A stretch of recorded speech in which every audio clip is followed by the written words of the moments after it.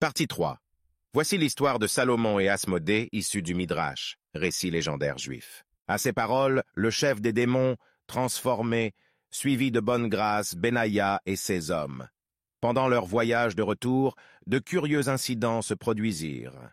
Un jour, le démon s'adossa à un arbre, mais immédiatement, au seul contact de ce puissant esprit, l'arbre fut déraciné. Un autre jour, Ashmédaï s'appuya pour se reposer contre une maisonnette où habitait une pauvre veuve, mais à peine son corps eut-il frôlé le mur que toute la maison trembla. Effrayée, la pauvre vieille se précipita au dehors, le suppliant d'avoir pitié d'elle et de son habitation. Continuant leur route, ils rencontrèrent un cortège nuptial.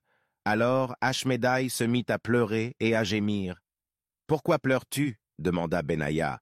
« Parce que je sais que la jeune mariée doit mourir demain. » Passant à côté de la boutique d'un cordonnier, ils entendirent un homme qui commandait une paire de bottes pouvant durer 7 ans. Ashmédaï s'écria « Une paire de bottes pour 7 ans, mais cet homme n'a plus que 7 jours à vivre. » En route, ils rencontrèrent aussi un homme ivre qui, s'étant écarté de son chemin, s'approcha d'une fosse où il faillit trouver la mort. Ashmédaï fit un vigoureux effort et parvint à tirer cet homme de sa situation périlleuse. Benaïa, ayant exprimé son étonnement de tant de bonté de la part du chef des démons, celui-ci lui répondit « Je sais fort bien que cet homme ivre est un grand pécheur.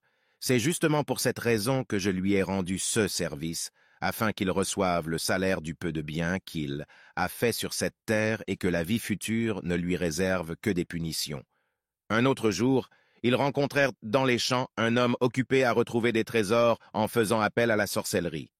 À sa vue, Ashmédaï éclata de rire. « Voilà un homme, dit-il, qui cherche partout des trésors et qui ne sait pas qu'il y en a un caché sous la maison qu'il habite. »